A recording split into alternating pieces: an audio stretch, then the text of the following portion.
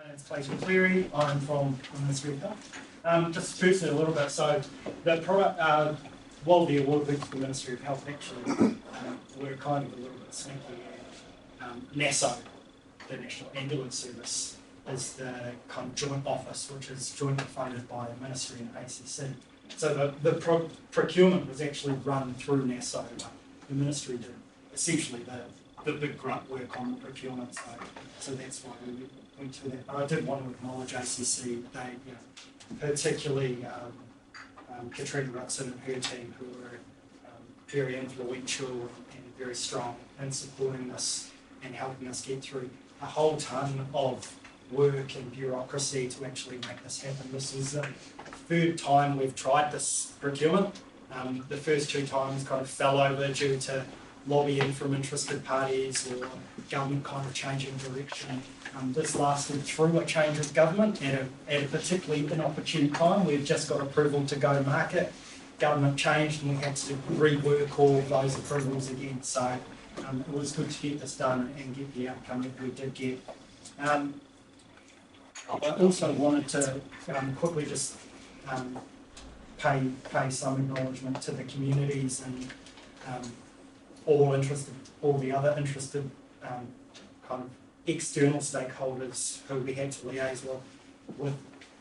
There were some really, really strong interests from communities who have partially funded this through sponsorship and fundraising, and a lot of them were very, very keen to see retention of the service or of the asset. They viewed the asset as the service, which was a little bit of a complication for us at times, but very, very passionate, wanted a world-class aeromedical service. That's what we wanted to give them, and being able to convince them that that's what we were doing and not trying to just cut costs, because that's what a lot of people think procurement is, that this was actually a genuine transformation and something we wanted to really improve and lay a marker down as kind of the first big change in the aeromedical air ambulance service. So that was something there, but a little bit about the service. So the New Zealand Air Ambulance Service operates the third largest air ambulance fleet in the world. Crazy to think that we're only a very small country, but it's the truth. A lot of that's due to the unique terrain and geography of New Zealand. We've got pretty much everything in New Zealand, so that means we have to have a really, really large fleet to be able to do that. Nature of the service is essentially life or death. What we're trying to do is make sure that if a helicopter is needed to be used, that the person can get the right care at the right time, and some of that has to be in the helicopter, but the next thing is to get them to the right place at the first point of call, rather than having to transition them several times. And the existing service that we were looking to replace largely been organically grown, so it was people who were really passionate about making sure the patients got care in the right time, got there as quickly as possible, but it hadn't been professionalised. It was basically had just grown out of people wanting to do the right thing, and that meant we needed to change that and to professionalise that and to bring some standards in, and just to make sure that the service that was offering was consistent, was clinically safe, and it really did have the patient's outcomes first.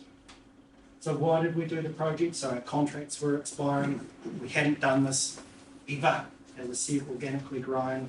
We had missed 2 opportunities to do it through some interested parties intervening. We decided contract extensions weren't an option.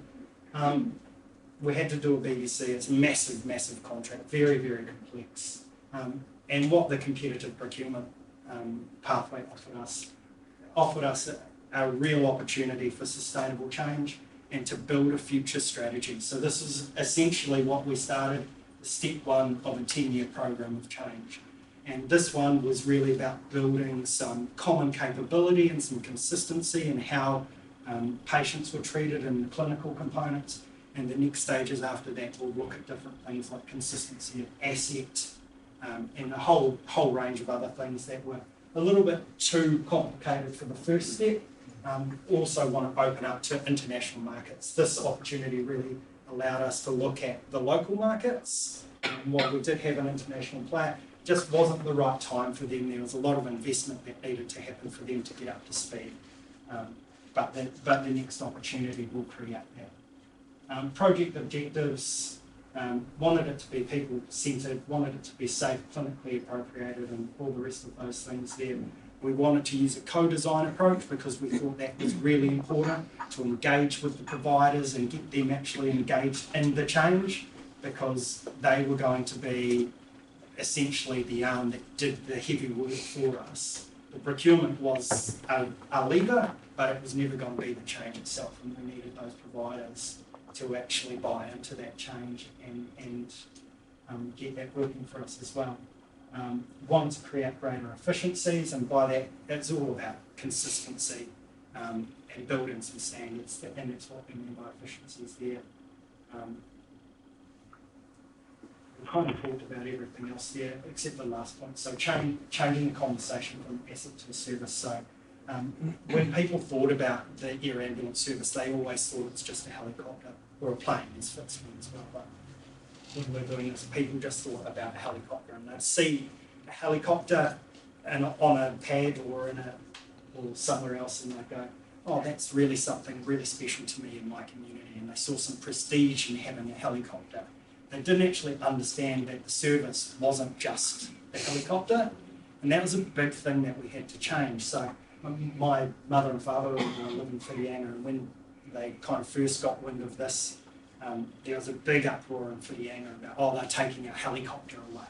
And what we weren't actually wanting to do was take the helicopter away. What we were looking to do was build a sustainable system that meant that if somebody was critically injured and needed to be lifted, they would get the use of the service that was clinically appropriate and got them, as I said at the start, to the right place at the right time. And that doesn't always mean a helicopter. Sometimes that can mean a road ambulance.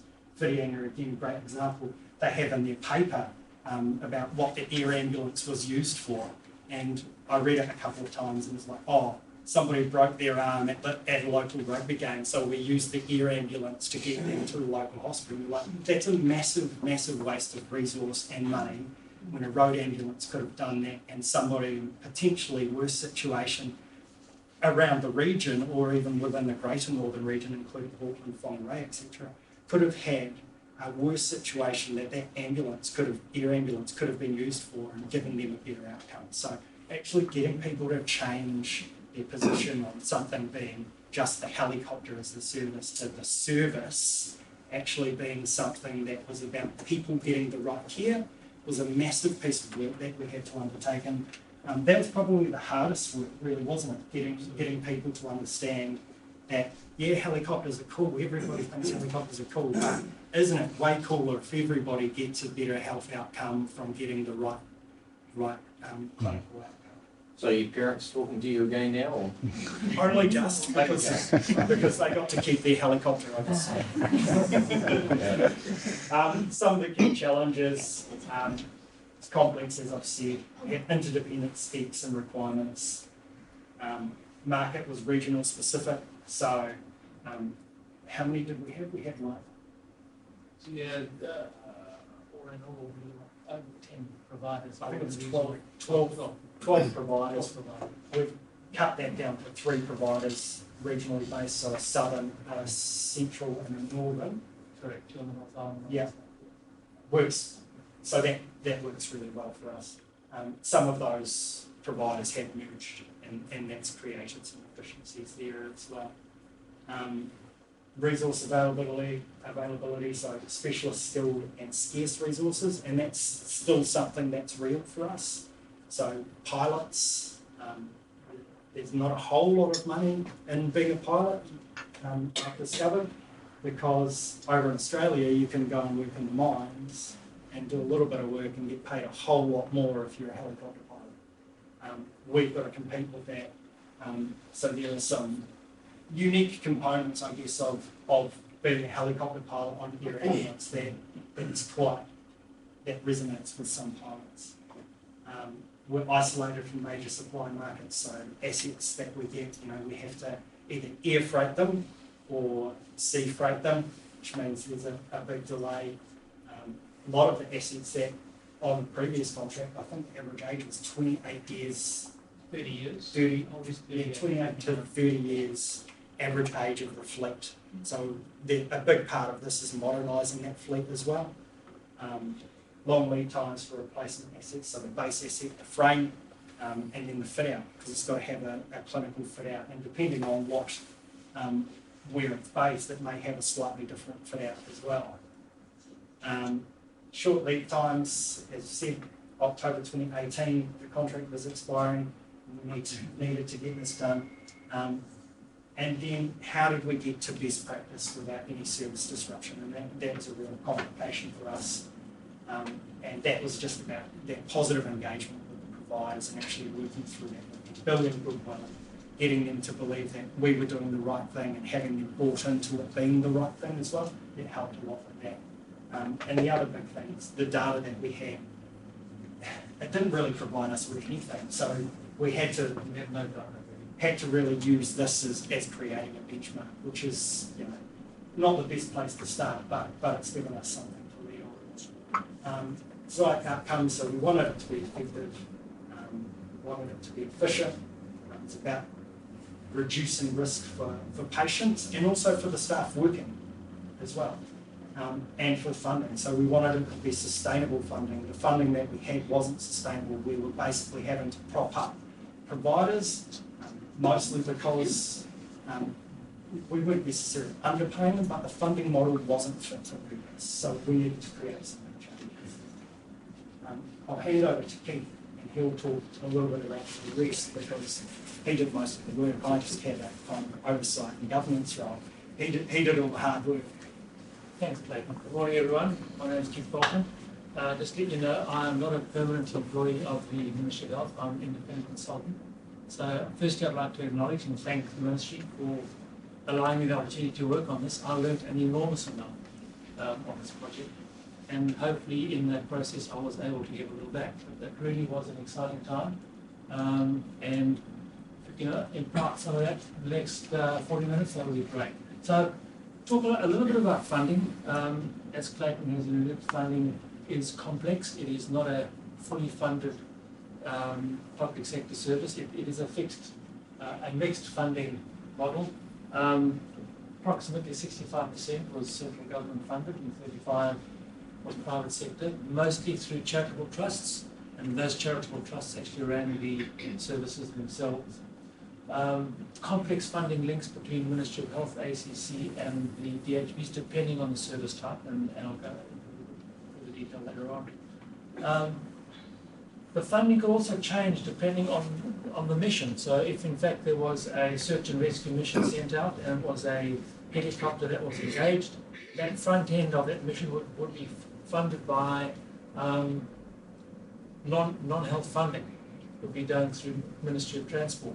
If in fact the return journey was an accident or incident related, it would then, the funding would then kick in, whereby the operator would be funded by ACC, Ministry of Health, not by the DHB. In fact, I'll jump on that quickly now. There was also a complex internal cost attribution, where some of the DHBs and some of the funders were funding the fixed and the variable costs.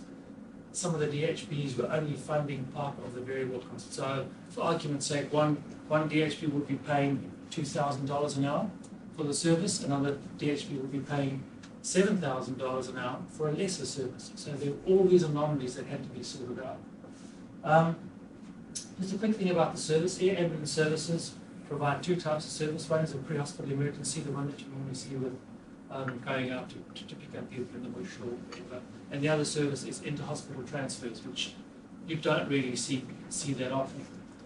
It just happens. It doesn't get that same profile. The one funding aspect that always puts a smile on my face is that there's this wildly successful TV program where you see the Westpac helicopter flying around the Reading helicopter. Very, very low contribution to the funding and an enormous marketing profile that Westpac gets. Massive value for money. So don't think for any of those who are associated, I apologise, but that's just a fact. So the helicopter fleet, yes, there are 20 primary helicopters and 14 backup, and that in itself was a problem, and I'll get onto some of that detail right now. Over 6,000 missions flown in a year with 9,000 hours. So hours means skids off, skids on. One of the issues that we had to sort out was how we would pay for the service. A helicopter could sit there and idle with the what's called RIM, rotors in motion, for 45 minutes and expect to be paid the full operational rate. So we had to try and sort that aspect out to get some clarity into the cost profile so we could demonstrate some better value for money. There are 12 operating areas and 17 bases. Some of the areas like Central North Island would be an operating area but would have multiple bases. For argument's sake, Rotorua, Taupo and Gisborne would fall into an operating area, but there would be more than one base, hence that. And the annual budget was about 75 million a year that we were spending. This was on helicopter services only. And that was pre-hospital emergency and inter-hospital transport. Other aspects of the fleet that over 40% of the fleet were non-compliant, and that was part of that 14 spares, and we'll talk a little bit about spares later on. As Clayton said, average age was 30 years. The oldest aircraft was 40 years old. By the time you get an aircraft that is 40 years old, the only thing original is the frame. Everything else has been replaced, rotors, engines, a lot of the fit-out, etc., etc. So your maintenance cost does go up quite substantially. The helicopters are not solely dedicated to air ambulance services. They are what we call NZ Inc. So there are multiple stakeholders who pay for and or have use of the aircraft. Thanks. The primary users will be Ministry of Health, ACC, and the DHBs. The Ministry of Health aspect is for the emergency, and it's from a medical incident perspective. So if there was a heart attack or any medical event that would trigger a need for an aircraft, that would be funded by the Ministry of Health. If there's an accident, someone's fallen, broken their leg, need to be rescued, and only the ambulance can, then ACC would pay for that. If there was a requirement to transfer a patient from one DHB to another, and it was an accident related, they would pay for that transfer as well. The DHBs in the old model would fund themselves, and they would purely fund the inter-hospital transfer part of the service. NZ Police used to use the helicopters for their use. As I said, the Rescue Coordination Centre that runs search and rescue out in Lower Hutt, they would call upon the aircraft as well. And then other private uses. Great anecdotal stories, one evening sitting watching telly on Sunday night, and staunch opposition to the aircraft being solely used for aircraft services, and there one of the choppers were flying in to lift crayfish out of the fjords to take it back for export. Nice little check was held on my anyway. So I spoke about the funding shift on a mission by mission basis, and also that sort of various stakeholder requirements. So there were natural tensions in terms of requirement from time to time and prioritization of use. So with all this stuff happening in this project, and there were many moving parts, for us to remain focused on the task at hand, there were two fundamental things that we focused on. One, like the America's Cup Red Sox approach, is it going to make the boat go faster? Everything's got to be patient first. Whatever we're doing, that's all about the patient. And the second one is, effectively, we are going through change management, we're going through disruption through procurement, we have to ensure service continuity. So those are the two primary drivers to ensure that we've got through successfully. And that we moved from, as Clayton was saying, a helicopter service or helicopter operation to a clinical service. I could spend hours and hours on this slide alone, so this is just a quick synopsis and a quick snapshot of these sorts of stuff that we were dealing with in building up our requirements and our profile for redesigning the service. Clinical, absolutely, we had to get to equity of care. There was varying degrees of clinical service provided depending on what part of the country you were in. And so we had to get that done in equity. A lot of that came down to the standardization of fitting out of the aircraft. and also the training of the people on board. So there were varying degrees of competence, of clinical competence on board, and the requirement in terms of how you actually triage those. The technical and the aviation was also another complicated area. First and foremost, we had to get the whole fleet compliant with CAA requirements. There was quite a long-standing dispensation given to single-engine aircraft for the use in the ambulance, especially flying over urban areas, which under CAA rules is non-compliant. And the standardization of those aircraft, right through from class and from all the technical aspects, the avionics, etc., we needed some consistency in there. And pilot skill and training, as Clayton said, pilots in air ambulance services spend a lot of time sitting around. It is not a service that is scheduled. It is not when you get your hours up. You can spend a lot of time sitting around, and these pilots need to fly. They get this training, they spend a lot of money on their training to actually fly. So that was important. From an operational perspective, we needed service availability and consistency of availability for those services. That was wildly variable. The operating areas had grown organically. There was no logic, there was no reasoning why they were there. They'd just been grown out of community need and out of the service need. And the coordination and tasking. Now, to get a service, you phone 111. If you want ambulance service, they put you through to invariably the St. John's call centre, and they will decide is an ambulance needed or not. The person's urged on the phone, I need an ambulance, like an air ambulance. There was no structure around it. We actually needed to get some structure into how we triage the services. It's far cheaper to send out, or in fact, there are times where self-help would have been adequate to them, but a helicopter assistant and self-help far cheaper than sending out a $5,000 to $7,000 an hour asset when it's not needed and could be used somewhere else. The commercial model was inconsistent. It was fractured. It was the balance between service or the commercial requirements needed sorting out. It was devoid of any transparency and accountability, which you would need in this sort of complexity and this sort of spend. And so we had to get that sophistication into our commercial arrangements and neaten them up. And we had no information. There was a poor reporting regime, an inconsistent reporting regime. So we were devoid of information, meaningful information. So what does this mean in practical terms? What the service looked like? So there's and this was presented by one of the clinicians. Effectively, the left-hand side of the current system, the person has a head injury, they phone 111, the air desk goes, yep, okay, we'll send out a helicopter. The helicopter goes, yep, I'm waiting. Then they wait for a paramedic to be sent to them from St. John's. There wasn't a paramedic on site, so there's a bit of a downtime in the waiting period.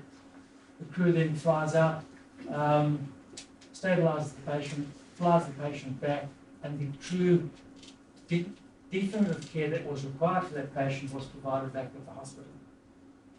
Where we were going to and where we've gone to is that the same sort of situation. You go through to a national coordination centre where there's the appropriate triage. All services have intensive care paramedics on site, so the aircraft can immediately, with the appropriate trained clinical personnel on board, arrive at the scene, and from that point they can actually start providing the level of definitive care that is necessary and required. And you can see that gap there was what we're trying to do was to avoid the level of mortality and morbidity. Now, to put that into further context, the costs of rehabilitation of a tetraplegic child under 5 for their lifespan exceeds $150 million. Right down to a crusty old guy like me who has a back injury, the cost of rehabilitation for my end of life would be close to $1 million. So those are the numbers that we're talking about. They're quite significant. And if we could increase that level of service so we could avoid that, not only cost, but improve their well-being, that was something that we were trying to achieve consistently across the whole service. You ask perhaps why we wanted to look at improving aircraft. I will show you a picture. So effectively you can see the first bullet point is safety, safety, safety. The second aspect with regards to standardization of aircraft is facing the back. It's really important that when you are providing care in the back of an aircraft, that there is sufficient space for the equipment, for the paramedics. And that last bullet point is for family support and care, and that is very, very important for the well-being of the patient, especially if it's a child. That child will be traumatized, or any family member where they want their family support to have that person there was really important. The other aspect is we needed to get this dispensation of CAA rules where we needed a consistent type of aircraft. I'll show you what I'm talking about. So 40%, here's a little squirrel, the A350 on the left-hand side, that was about 30 to 40%, close to 40% of the fleet. And you can see the patient's legs are between the pilot and the crew. Now, you have to stabilize the patient, put them in there, and you could not really treat that patient if they had a low body injury because it's stuck between the pilot and the crew. So that was part of our problem that we had to overcome. The fact that they were non-compliant from the CAA perspective. And the other, there are BKs, the trial trusted BKs. You can see in the back, far bigger area at the back of the aircraft, the back loading as well. More space in the back, and obviously far better care. So how we went about it, as Clayton said, to build a business case, this was fluid and dynamic. We were building a new service design as we were doing this. So we hadn't had a predetermined and defined scope of work, but it was being evolved all the time as we were going through this, putting together the business case. So we started off by having sector engagement days where we put our thoughts on the table and we did a bit of a roadshow with sector engagement days in South Island. And with all the stakeholders, the service providers, the HPs, and we shared ideas and we got their ideas back. But one of the points I want to make in both that and on the operator workshop, we had mixed tables. So we didn't allow people to sit together who they knew to have comfort groups. We actually took them out of the comfort zone and we mixed them up. We put the different stakeholder groups, mixed them up and put them at different tables and got them talking amongst one another. And once they overcame the awkwardness of talking to a stranger and potentially sharing some sensitive information, they warmed to the fact that we weren't there to try and destabilize, we were there to try and enable and improve the service for their benefit. So we started getting really, really good feedback, invaluable information that added to the richness of what we had to work with so we could actually try and build this better service. So that worked really well with the sector engagement. It was more generalist in nature. More specifically, we went down to the operator workshops and we focused on 4 key areas: the clinical, aviation, operation, and financial. And obviously, in each of those, their specialists came along, but we did the same thing. We mixed them up. And it got to the point at the end where these tables were almost competing with one another to get better ideas that they could actually share with us, which was great. It was a great mind shift. We also had specialist information and services at our available. We went overseas and we visited New South Wales and Queensland, the ambulance services. We saw what they did, understood their pain points, their good spots, the areas where they wanted to improve, advice they gave us. We had good CAA data, which they showed us, technical data. Our report is the Air Rescue Group. Now, the Air Rescue Group is, I don't think it's the Air Rescue Group was the group of local operators that got together and collegially shared their, more technically centric, but they shared their data. And we wanted that data because of the stuff that we actually didn't know and they knew. So what we did was we negotiated under a confidentiality agreement. We got the data specifically for the purposes of using for this exercise. And that was great. And so we got the conference, which is another step in getting confidence in the local market. We were also very lucky that we had an Australian air ambulance services expert. And this guy, Phil, not only does he is a bit of a helicopter nerd, but he's also spent many years sitting in the back of aircraft. So he had this broad subject matter expert knowledge, and we engaged him, and he was invaluable to our cause. Another aspect that was also invaluable to our cause was to sign, again, non-confidentiality agreements with the operators, but we got Deloitte to get out there and go and do a cost-based analysis of all their costing structures. And they aggregated that information and provided it back to us. So that when we put out our costing model into the market, it actually reflected those nuances of the costs that they actually absorb that we didn't know about because ours wasn't a cost-based, our current costing model wasn't cost-based. So we didn't have detailed knowledge of how these guys actually ran their business and where their pinch points were. So from a peer review perspective, we had a DHB working group. So all the DHBs nominated a whole bunch of people and they got together and they had their sort of internal argy-bargy because we couldn't have 40 people on their working group. So we got a sensible sized working group and we fed and we had weekly meetings with them, which were robust to say the least, but they were certainly constructive.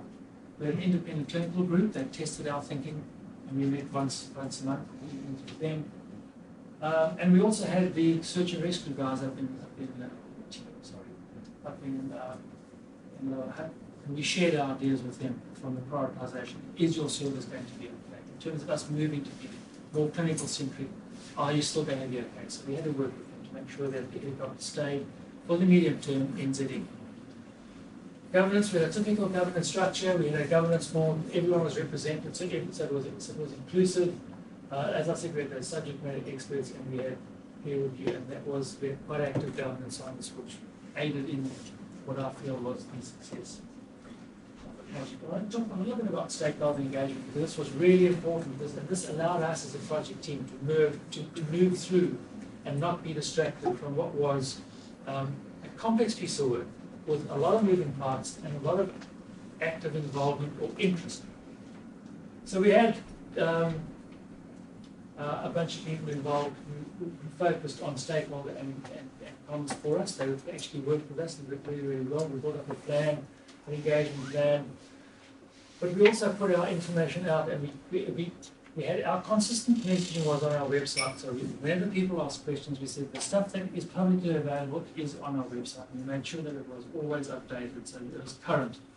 So when stuff was coming out in the press and there was a lot of press coverage on this, we made sure that the currency of that information that could be referred to was on the website. So that was the way that we tried to keep the people away, but keep them informed in that structured manner. So all the comms was actually dealt with by the comms team and the media team, and all we did was effectively fact-check that everything was factually accurate at that point in time as information was evolving. And all the engagement was through the governance group, through to ministers, and through obviously to the politicians. There was a strong political involvement. Now, and the business owner, Andy Ender of NASA, the manager of NASA, was our face in the community. So he went out and he dealt with all those meetings with the mayors, meeting with the communities, and I'm sure you might have seen it from time to time on telly. etc. So it did attract a lot of attention because there is strong, and there continues to be strong community involvement in the service. So Andy went out and did a great job with those communities, obviously taking it as well because his family survived. So, but that was really important because that enabled us to get on with the work. And there were times with some of the ministry colleagues who I smiled at. There were times where it was literally walking through people every day and dealing with this during the daytime and actually dealing with the project after hours. There was intense scrutiny from us from a wide range of stakeholders. So let's talk a little bit about the market. As Clayton said, it was organically grown. It's a regional market, small, effectively helicopter operators providing a clinical service. One of the anomalies was that the areas that required the most complex service was the area that had the least ability to raise those community funds because they were rural. So you have the Aucklands and Wellingtons and Christchurches of this world where they can actually have some quite sophisticated fundraising runs, but you've got little old Gisborne who needs the same service, and it's one of those economically wealthy area, and so they'd struggle. So there was this imbalance. There was a whole systematic imbalance which we had to try and sort out. as I said earlier on, there was a degree of cooperation amongst the operators. The market had never been tendered nationally, or hadn't been tendered. So there was this, I suppose, almost a sense of disquiet about the market was going, can I actually do this? I've never done this before. So they knew nothing about our government procurement rules. So there was a bit of nurturing that had to go on in the background, a bit of support that had to go on in the background. Obviously, we couldn't tell them how to do it, but there was a bit of support and comfort that we could give them. I think we've covered everything else really. Those complex community donation structures. One of the things that we found out fairly early on in the piece is that the public sector, or the private sector funding wasn't easily transferable because of those charitable trusts. And so you actually got some quite big donations from people for specific purposes. So a charitable trust would go out and say, I need money to put a new engine in my aircraft because this A350 is now 30 years old and it's coming up and it's mandated that it needs another $500,000 engine. So a benefactor would come along and go, well, there's $500,000 specifically for the purpose of replacing that engine. So when you are tendering and you're saying, right, we need to move this money, or how do we move this money from a new or from one operator to the other, you actually got this residual issue that all this charitable trust is sitting on an asset that might not be used anymore, and this money that's dedicated to the asset. So there were these complex issues that we had to bear in mind as we built our new commercial model. Offshore, assets and infrastructure was an interesting one. The offshore assets, the market is complex. The assets are expensive. Helicopters, for the class of helicopter that we need, costs about 10 million euros, just for the aircraft alone. And then you go into your fitting out. And obviously your clinical fit out costs a couple of million on top of that. So it isn't just an aircraft, you take out some seats and put a stretch in the back. It's quite sophisticated. At the time, the asset market is also dominated by the oil and gas industry. So the class of aircraft that we would use is mostly used in the oil and gas industry, servicing the oil and gas platforms. And they've got obviously very, very deep pockets and deep checkbooks, and when they buy, they don't buy one or two, they buy 15, 20, 30 aircraft at a time. And the aircraft, and so the sector was going through a bit of a lull. And if we had time on our side, we would have been more aggressive in trying to standardize the aircraft. But we just didn't have time on our side. Because that would have been ideal, to actually get in to try and accelerate standardizing the aircraft as opposed to just standardizing the fit out and some of the other aspects. We also found that there was a good market for resale, and also there's a good leasing. In fact, with these oil and gas companies, a lot of them don't buy the aircraft, they lease the aircraft. So some of the biggest buying organizations are the leasing companies, and they purchase 15, 20 of these and go leasing to oil and gas or to any organization that actually wants to use this type of aircraft. And the sweet spot for leasing is between 7 and 10 years. That's where they actually make their money, and that's where the sort of good spot is between depreciation and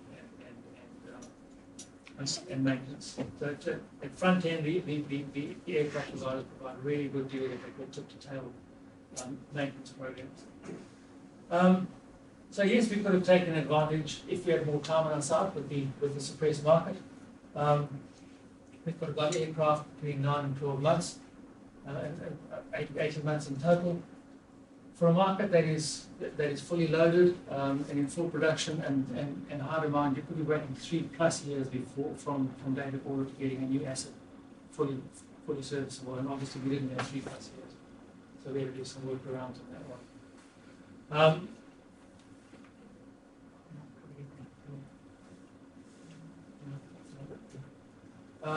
Sorry, I just want to talk a little bit about infrastructure. Infrastructure was a road too far for us. And infrastructure in New Zealand regarding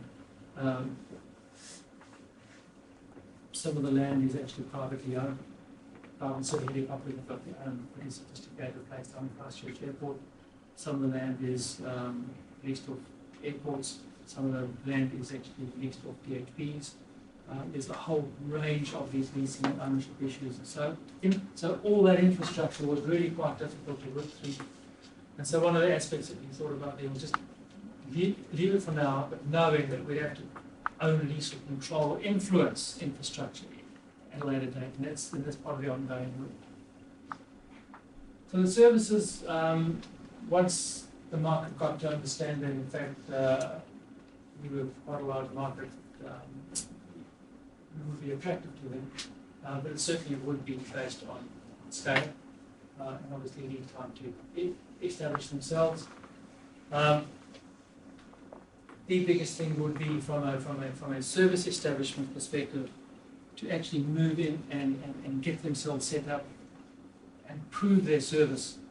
So that arguably was the single biggest thing. Coming back to our mantra, service continuity was absolutely key. And one of the biggest risks is it's all very well bringing a new operator in and standing them up, and they've got the qualified, they've got the correct aircraft, they've got the correct pilots, they can do it, they've got their CAA certification, but it's actually integrating that service to ensure that it's seamless. And that was our biggest issue here, which we dealt with.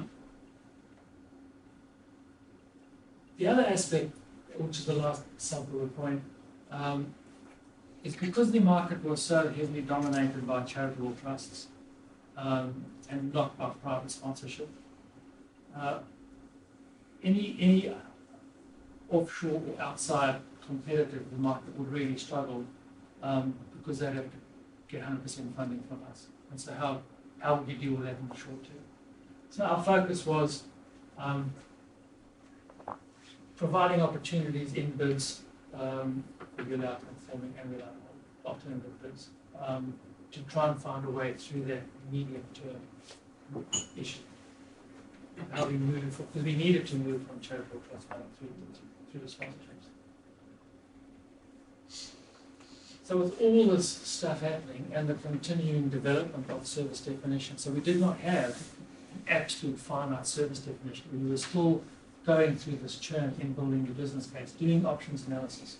And so every time you build a service design or look at an option, it would have an impact on how we go to market.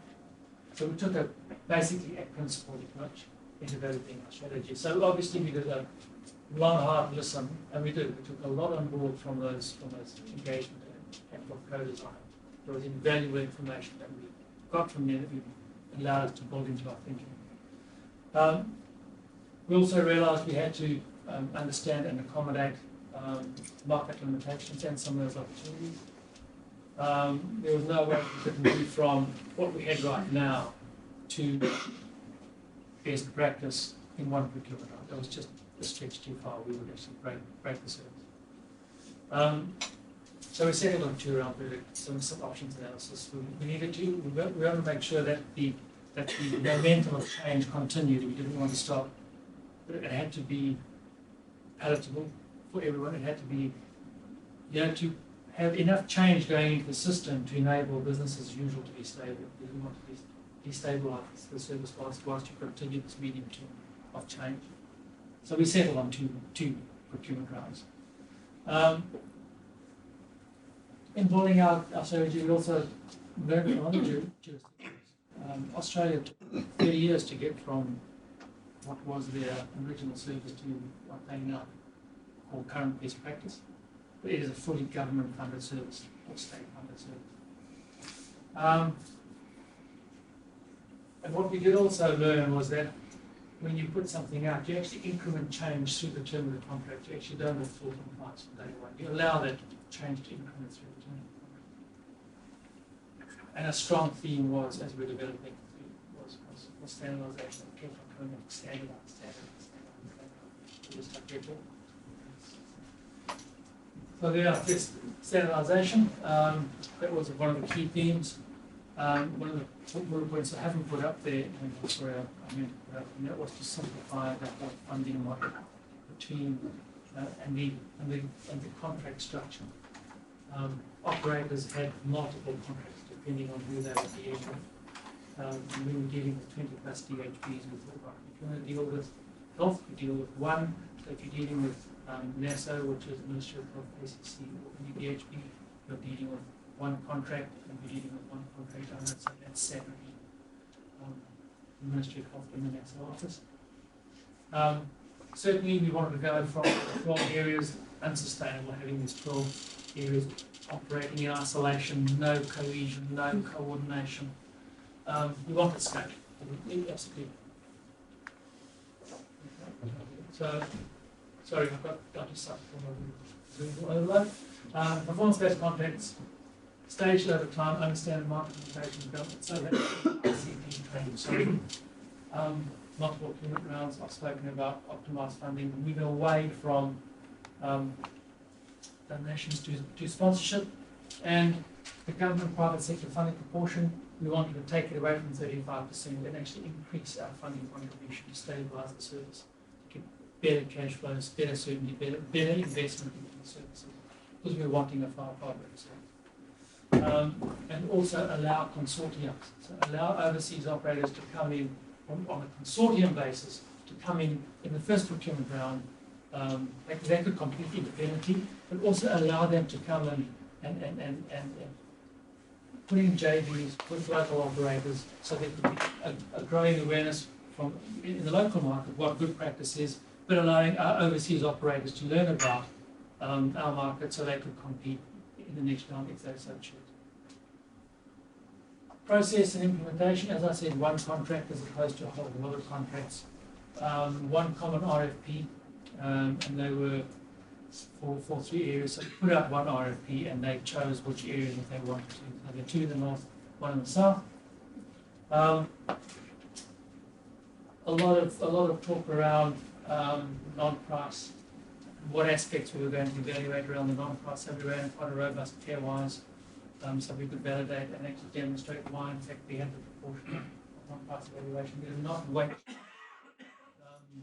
Because whilst price is important and value for money is important, we did not want to wait price for our, it was purely service focused. Separate non-price and price evaluation panel. They were selected on a competency matrix.